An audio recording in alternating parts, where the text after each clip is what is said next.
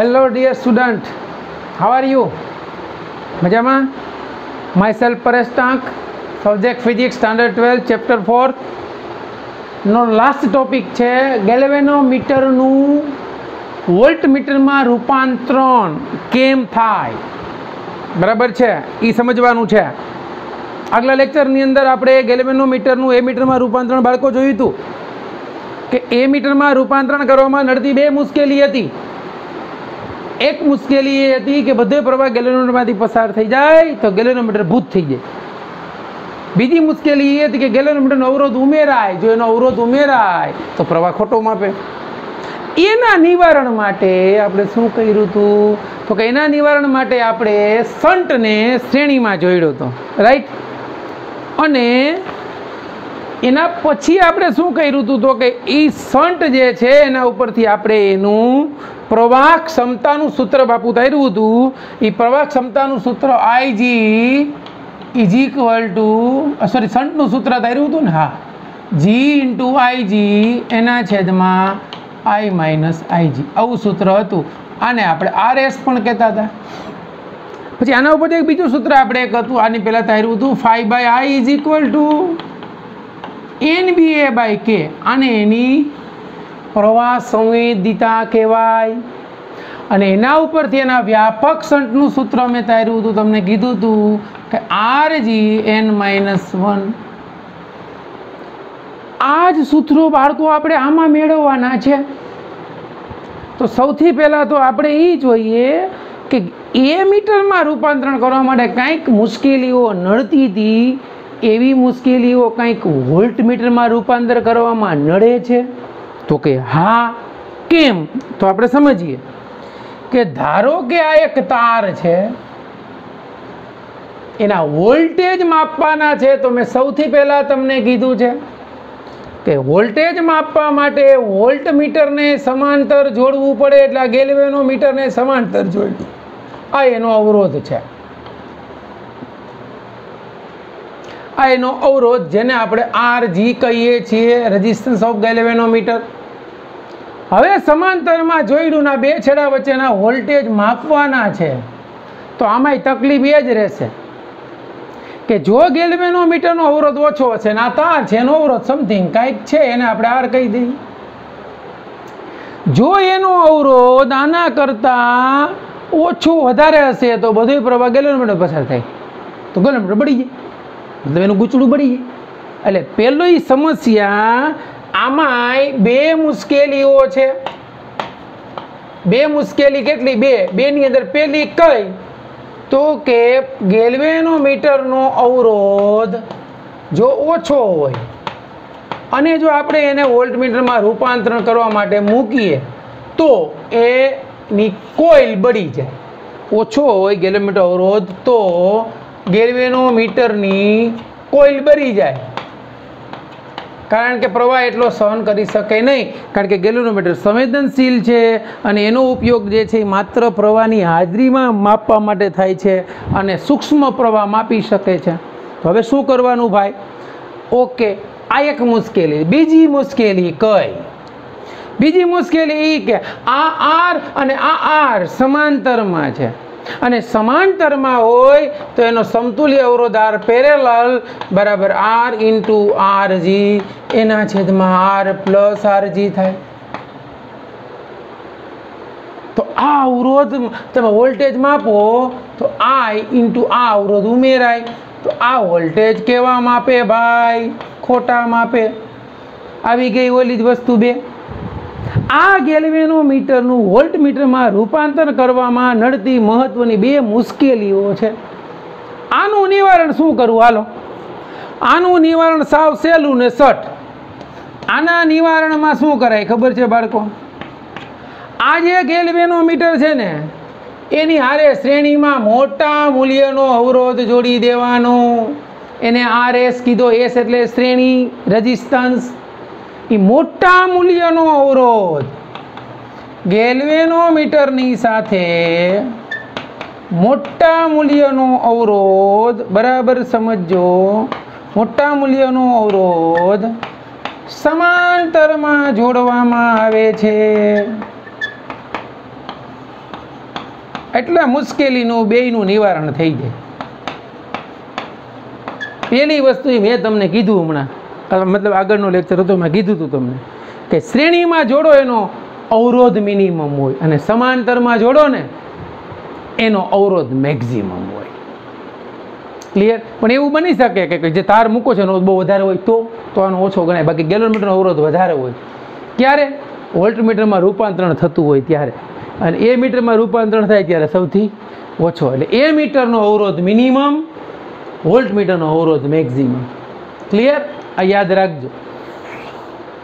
હવે સમાંતરમાં જોડી દીધું, ચાલો ભાઈ કાંઈ વાંધો નહીં, ભલે જોઈ લો અવરોધ. હવે આનું સૂત્ર લાગુ પાડવું તો આપણે કાંઈ નથી લાગુ પાડવાનું.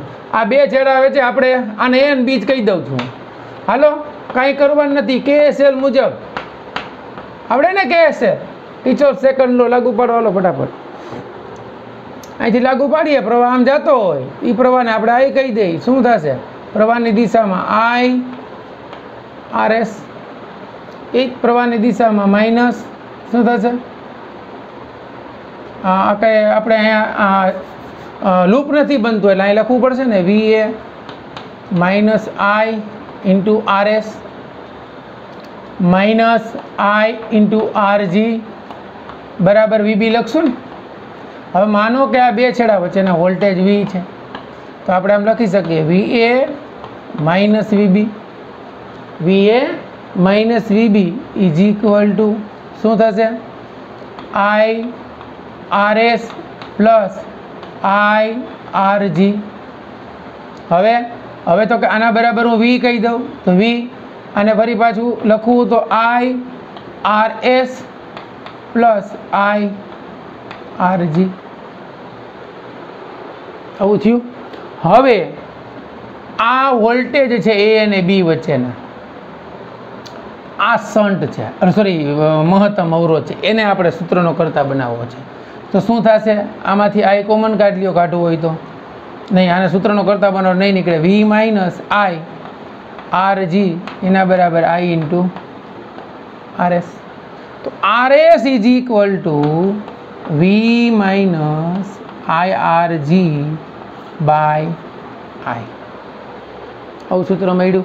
હવે RS is equal to V upon I minus RG થઈ ગયું. આ મળી ગયું મહત્તમ અવરોધનું સૂત્ર, જે આપણને અહીં મળ્યું હતું ને RSનું. આ સૂત્ર મળી ગયું. એ RS એટલે શન્ટ હતો, આ મહત્તમ મૂલ્યનો અવરોધ હતો.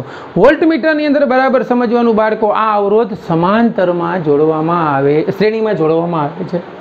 એ મીટરમાં શ્રેણીમાં સમાંતરમાં જોડવાનું હતું. હવે RSનું સૂત્ર મળી ગયું. જો હવે આ સમીકરણ ઉપરથી હું એની વોલ્ટેજ સંવેદિતાનું સૂત્ર તારું છું. બરાબર સમજજો. વોલ્ટેજ સંવેદિતા, આ સૂત્ર અત્યારે હું રિમૂવ કરું છું અહીંથી. બરાબર, એ સૂત્ર અહીં લખી નાખું છું. RS બરાબર RG n-1. આનું વ્યાપક સૂત્ર હતું.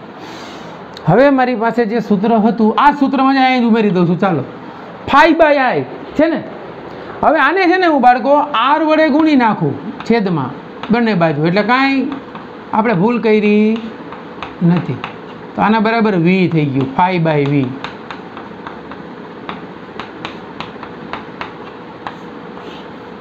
આ જે મળ્યું ને phi by V, આને કહેવાય વોલ્ટેજ સંવેદિતા. ઓલી પ્રવાહ સંવેદિતા હતી, આને કહેવાય voltage સંવેદિતા, any voltage sensitivity.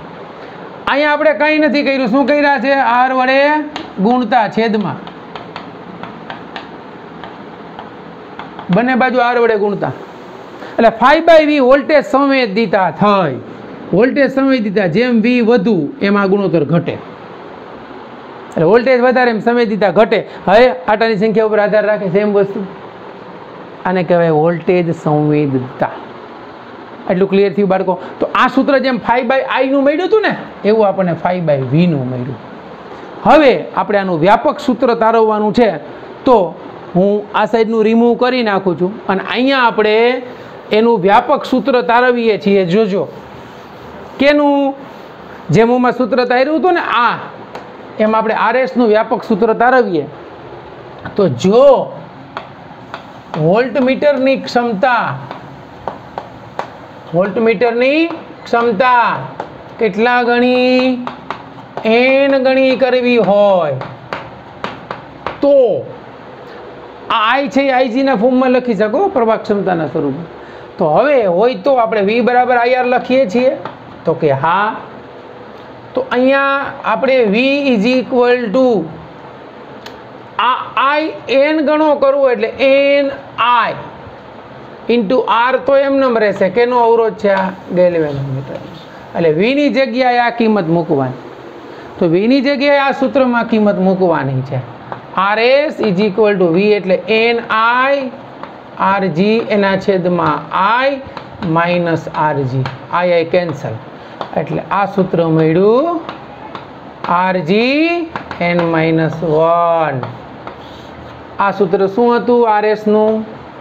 RS is equal two RG n-1 છેદમાં. આ બહુ ટૂંકા સૂત્રો વ્યાપક છે બાળકો. તમને કોઈ એમ કહે કે પ્રવાહ ક્ષમતા 50 ગણી કરવી છે અને જો એનો G 49 હોય તો કેટલા મૂલ્યનો સણ જોડવો પડે? સીધો જવાબ મળી જાય. જો RS બરાબર આ 49 અને આ 50 ગણી 50 માઇનસ 1 49 એટલે 49 ના છેદમાં 49 એટલે કેટલો સણ જોડવો પડે? 1 ઓહમનો. એની જે પ્રવાહ ક્ષમતા જો એની 600 માઇક્રો એમ્પિયર હતી, 600 માઇક્રો એમ્પિયર એ કેટલા ગણી કરી? 50 ગણી. એટલે 600 ગુણ્યા 50 એટલે આ થઈ ગઈ 3000 માઇક્રો એમ્પિયર. 30,000 માઇક્રો એમ્પિયર થઈ ગઈ. ખબર પડી? આ પ્રવાહ ક્ષમતા એટલા ગણી થઈ ગઈ. એટલે તમે વિચાર કરો કેવડું. જો આ માઇક્રોમીટર 30 મિલી એમ્પિયરનું બની ગયું. 3 મીંડા કાઢી નાખો એટલે -3 થઈ ગયા. એટલે કે 0.03 એમ્પિયર. તો એટલું મોટા મૂલ્યનું એ મીટરમાં પણ રૂપાંતર કરી શકીએ છીએ, વોલ્ટ મીટરમાં પણ રૂપાંતર કરી શકીએ છીએ. ક્લિયર થયું બાળકો? સંવેદિતા તમને સમજાઈ ગઈ.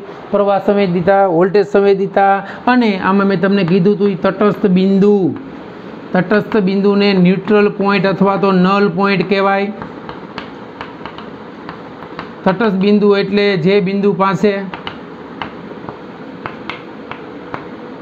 જોકી કી આવે, જોકી કી રાખતા ગેલ્વેનોમીટરનું આવર્તન શૂન્ય થાય. ગેલ્વેનોમીટરનું આવર્તન શૂન્ય થાય એટલે કે એમાંથી પસાર થતો પ્રવાહ શૂન્ય થાય. ઈ બિંદુને નલ પોઈન્ટ અથવા તો તટસ્થ બિંદુ કહેવાય. તટસ્થ બિંદુ વખતે પ્રવાહ પસાર ન થાય. એટલે જે તમે વિલ્સન બ્રિજનો સિદ્ધાંત લખો છો ને, P ના છેદમાં Q બરાબર R ના છેદમાં S પ્રૂફ થાય. ક્લિયર થયું બાળકો? તો આ વાત થઈ ગેલ્વેનોમીટરની વોલ્ટમીટરમાં રૂપાંતર કરવાની. હવે આના આધારે એક દાખલો છે એ આપણે ચર્ચા કરીએ. આ સૂત્રો બધાય મગજમાં ગોઠવી નાખજો. આવું બધું તમને બુક્સની અંદર નથી આપ્યું. ઓકે, ચાલો હવે આનું એક એક્ઝામ્પલ ગણીએ આપણે. ઓકે, આપણે દાખલો ગણીએ એ પહેલાં મને એક પોઈન્ટ યાદ આવ્યો એટલે હું તમને સમજાવી દઉં છું. આપણે બાળકો 5/I સૂત્ર તાર્યું હતું. એમાં આવું લખ્યું હતું NBA/K એન્ડ 5/V સૂત્ર આપણે તાર્યું હતું. એમાં લખ્યું હતું NBA/K/R. બરાબર સમજજો. હો, ફેર બેમાં કેટલો છે? ઘણો બધો ફેર પડશે. આ પ્રવાહ સંવેદિતા છે અને આ વોલ્ટેજ સંવેદિતા છે. રેડી? હવે ધારો કે અહીંયા આટાની સંખ્યા n છે એટલે L લંબાઈના તારમાંથી મેં n આટા બનાવ્યા. બરાબર સમજો. હવે એ તારની લંબાઈ હું 2L કરી નાખું તો આટા એટલા રાખું, વ્યાસના ક્ષેત્રફળ એટલું જ રાખું તો મને 2n આટા મળશે. લંબાઈ બમણી કરી. લંબાઈ બમણી કરીને તો 5/V જે છે એ મને મળતી હતી એના કરતાં કેટલી મળી ગઈ? 5/I એટલી મળી. મતલબ અહીંયા એની પ્રવાહ સંવેદિતા આટાની સંખ્યા બમણી કરતાં પ્રવાહ સંવેદિતા બમણી થાય છે. હવે અહીંયા જોજો શું થાય. અહીંયા L લંબાઈનો તાર હતો, એનો અવરોધ R હતો. બરાબર સમજ. અને એના આટાની સંખ્યા n હતી. હવે જો તારની લંબાઈ 2L કરું તો એનો અવરોધ 2R થાય અને એના આટાની સંખ્યા 2n થશે. હવે તમે φ/v માં મૂકશો તો અહીંયા n છે ને અહીંયા r છે, એટલો ફેર પડશે વોલ્ટેજની અંદર બાળકો. તો હવે φ/v ની અંદર થશે શું? તો કે આટાની સંખ્યા તમે બમણી કરી, એટલે આ પ્રવાહ સંવેદિતા પહેલાં આવી હતી n/r. હવે નવી પ્રવાહ સંવેદિતા φ/v હું લઉં એ કેવી મળશે? તો કે n ની જગ્યાએ 2n, r ની જગ્યાએ 2r. આ તો n ના છેદમાં r જ મળ્યું. એનો મતલબ એવો થયો કે આ પ્રવેશિતા ડેશ કહી દો વોલ્ટેજ સંવેદિતાને, આ એટલી મળી ગઈ. તો આ કેટલી મળી? પહેલાં જેટલી મળી. પહેલાં જેટલી એટલે શું થાય? તો કે આટાની સંખ્યા જો બમણી કરો તો વોલ્ટેજ સંવેદિતા બદલાતી નથી. વોલ્ટેજ સંવેદિતા કેવી રહે છે? અચળ રહે છે. કારણ કે લંબાઈ વધારો, આટાની સંખ્યા વધારો તો અવરોધ વધે છે, અને અહીંયા અવરોધ આવે છે, અહીંયા અવરોધ આવતો નથી. એટલે આ એક અગત્યનો પોઈન્ટ હતો, એ સમજાયો. બરાબર છે? ચાલો, બહુ સરસ મજાની આપણે જે થિયરી ભણ્યો એને અનુરૂપ દાખલો આપ્યો છે. મેં અહીંયા પહેલેથી સર્કિટને ડ્રો કરી નાખ્યો એટલો સમય બચે આપણો. અહીંયા આપણને મીટર આપ્યું છે, એક અવરોધ આપ્યો છે 3 ઓહમનો, આ બેટરી આપી છે 3 વોલ્ટની. પછી એમ કીધું છે કે ગેલ્વેનોમીટરનો અવરોધ જો બરાબર સમજો, અહીંયા સમજી વિચારીને 60.00 લખ્યું છે. તમને એમ આવું શું લખ્યું છે? સાર્થક અંકોને ધ્યાનમાં લેવાના છે, કારણ કે આંતરિક અવરોધનું મૂલ્ય ખૂબ નાનું હોય એટલા માટે. હવે એમ કીધું કે RS 0.02 ઓહમ હોય તો એ મીટરમાં રૂપાંતર કરેલું હોય ત્યારે, અને શૂન્ય અવરોધવાળું આદર્શ એ મીટર, એટલે એ મીટરનો અવરોધ મિનિમમ હોય, આદર્શ એ મીટરનો અવરોધ 0 હોય. ખબર પડી ગઈ? તો વિદ્યુત પ્રવાહનું મૂલ્ય 3 કેસમાં શોધવાનું છે. પહેલા કેસમાં કાંઈ છે નહીં, ગેલ્વેનોમીટરનો અવરોધ 60 ઓહમ છે, એટલે તમને RG તો આપી દીધો 60 ઓહમ. બરાબર? પહેલા કેસમાં. અત્યારે સીધો આ જે છે ગેલ્વેનોમીટર છે અવરોધ એટલો, આનો 3 છે, તો પસાર થતો પ્રવાહ પહેલો તો તમને મળી ગયો KSL મુજબ, KFL મુજબ કે KSL મુજબ? આમ તો KFL મુજબ. બરાબર? KFL મુજબ કિર્ચોફનો પહેલો નિયમ લાગુ પાડો KFL મુજબ તથા ઓહમના નિયમ મુજબ.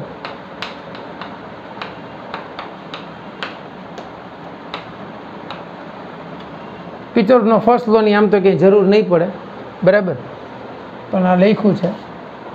હાલો, ઓહમના નિયમ મુજબ પ્રવાહ I બરાબર V/RG પ્લસ બાહ્ય અવરોધ R. તો I બરાબર V કેટલું છે? 3. આ કેટલું? 60 + 3. 3/63. હાલો, એનું સાદું રૂપ આપો. કેલ્સી કઈ ગયું? 3/63 કેટલું આવે છે? 0.0476 એમ્પિયર. હાલો, આ પ્રવાહ મળી ગયો. બી કેસમાં શન્ટ જોડી દીધો જો, કારણ કે હવે એને એ મીટરમાં રૂપાંતરણ કર્યું, એટલે અહીં શન્ટ જોડ્યો. કેટલો જોડ્યો? 0.02 ઓહમ. તો આમ જ પસાર થતો પ્રવાહ, એટલે આ હવે આ I થયો એ બદલાઈ જાય, કારણ કે અહીં ઉમેરાણો એટલે આનો અવરોધ ફરી ગયો. તો હવે શું થશે? તો પહેલાં શોધી લઈએ અહીં સમતુલ્ય અવરોધ R. સમતુલ્ય અવરોધ R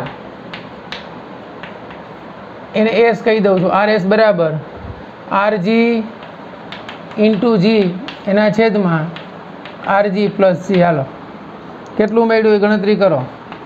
RS બરાબર આ 60 હતો, જો અહીંયા જ્યાં જરૂરી બને 0.02, 60 + 0.02.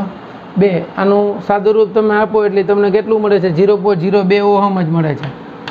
0.02 ઓહમ. આ શું કામે જરૂર પડી? ભાગાકાર, ગુણાકાર, સરવાળો, બાદબાકી. ભાગાકાર ગુણાકારમાં સાર્થક અંકો પોઈન્ટ પછી 2 આંકડા જ લેવાના, એટલા માટે. હાલો, RS 0.02 મળી ગયું.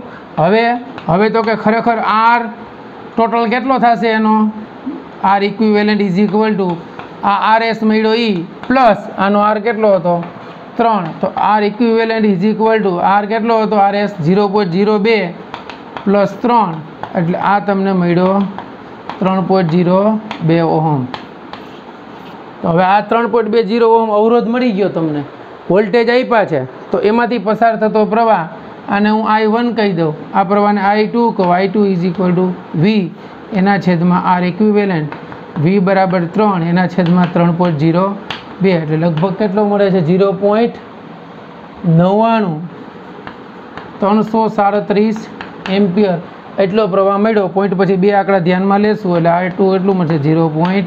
99 એમ્પિયર. ખબર પડી બાળકો? ચાલો, તો આ બીજો પોર્શન પૂરો થયો. હવે ત્રીજો વિભાગ, આદર્શ એમીટર માટે. અહીંયા થઈ જશે ત્રીજો તો સી. આદર્શ એમીટર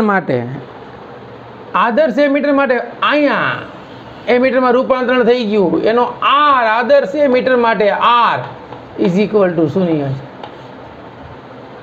આર 0 છે તો આનું કંઈ કામ જ નથી. તો વોલ્ટેજ એટલા, અવરોધ એટલા, તો પ્રવાહ I3 is equal to V by R. I3 V3 R3 એટલે I3 is equal two 1 ampere. ખબર પડ્યું બાળકો કે ના પડી? ક્લિયર થયું? ઓકે. હવે એક આનો સ્વાધ્યાયમાં દાખલો છે એ ગણી લઈએ આપણે. ચાલો આ લખી લઈએ ત્યાં સુધી. ચાલો બાળકો, અહીંયા સ્વાધ્યાયનો દાખલો છે 4.10. આપણને એમ કીધું છે કે બે ચલિત ગૂંચળા, ચલિત એટલે કિલકિત કરેલું, મૂવિંગ, બરાબર? સોરી, એક મૂવિંગ ને કિલકિત કરેલું આવે, બરાબર, ફરી હગે એવું, અને એક જડેલું. એટલે એ થયું બે, એક આમ જડેલું ને આમ ફરી હગે એવું, બરાબર? બે ચલિત ગૂંચળા M1 અને M2 માટે તમને શું આપ્યું છે? R1 આપ્યો, N આપ્યો, A આપ્યો ને B આપ્યો. અહીંયા R2 N2 A2 B2 બંનેના કે સમાન છે. એટલે આપણે સૂત્ર તારવા હતા ને સંવેદિતાના, M1 અને M2 માટે પ્રવાહ સંવેદિતા અને વોલ્ટેજ સંવેદિતાનો ગુણોત્તર મેળવો. વાત પૂરી. હાલો, પ્રવાહ સંવેદિતાનું સૂત્ર યાદ કરો. બોલો. પ્રવાહ સંવેદિતા. પાર્થ બોલ ભાઈ, બોલ. હા, પ્રવાહ સંવેદિતા phi by I is equal to NBA by K. આના પરથી હું એક કામ કરું કે આ પ્રવાહ સંવેદિતા જે મળી છે હવે એને આપણે phi by I આને આપણે પહેલી કહી દઈએ. એટલે N1 B1 A1 એના છેદમાં K તો બેને હરખા છે. અને બીજી પ્રવાહ સંવેદિતા phi by I2 કહી દો is equal two N2 B2 A2 એના છેદમાં K. થઈ ગયું ને? હવે બેયનો ગુણોત્તર લઈ લઈ તો હું આમ લખું છું બીજીના છેદમાં પહેલી, હો, બરાબર? સમજજો. એટલે આ બીજા ગૂંચળાના પ્રવાહ સંવેદિતા છેદમાં પહેલાની હું આ લખી દઉં, મને ખબર પડી ગઈ પ્રવાહ સંવેદિતા છે. એટલે બીજા માટે થશે N2 B2 A2 એના છેદમાં K, એને ગુણ્યા K એના છેદમાં NA BA1 સોરી અને R1 NB A. Okay, K વહી ગયા, કિંમત મૂકો. હાલો, N2 42, B2 0.5, A2 1.8 છેદમાં N1 30, પછી B1 0.25, પછી A2 ઓકે, અહીંયા 10⁻³ રહી ગયું. એક, હા, અને 3.6 એને ગુણ્યા 10⁻³ આવી ગયા. 18 દુ 36 2, 25 દુ 50, 2 કેન્સલ, 6 7 42, 6 5 30 મળી ગયો. હાલો, મને 7/5 1.4 બે ચલિત ગૂંચળાનું પ્રવાહ સંવેદિતાનો ગુણોત્તર 2 અને 1 નો પૂછ્યો, બરાબર? સમજજો. એટલે એટલો થયો. વોલ્ટેજ સંવેદિતાનું સૂત્ર યાદ કરો. phi by V is equal to NBA I by R. એટલે R ની તમે વાત જ નથી કરી ગઈ, એ તો અચળ જ છે. એટલે phi by 2 ની અને 1 નો વોલ્ટેજ સંવેદિતાનો ગુણોત્તર N2 B2 A2 એના છેદમાં અવરોધ આપ્યો છે, સોરી આપ્યો છે ભાઈ, એટલે અહીંયા R2 એના છેદમાં N1 B1 A1 R1. Okay, N2 42, B2 0.5, A2 1.8 10⁻³ R2 14 છેદમાં N1 30, B1 0.25, R1 3.6 એને ગુણ્યા 10⁻3 R1 10 ચાલો સાદુરૂપ આપો આ 3.6 છે 18 દુ 36 25 દુ 50 આ બે કેન્સલ અહીંયા 2 સત્તા 14 6 સત્તા 42 6 પંચા 30 એટલે કેટલું મળ્યું 14 50 14 સત્તા 98 ના છેદમાં 50 97 R2 14 છે ને ઓકે 10 ચાલો આનો ગુણોત્તર કેટલો મળ્યો 2 10 2 2 ગયા અહીંયા જે 10 વધ્યા હે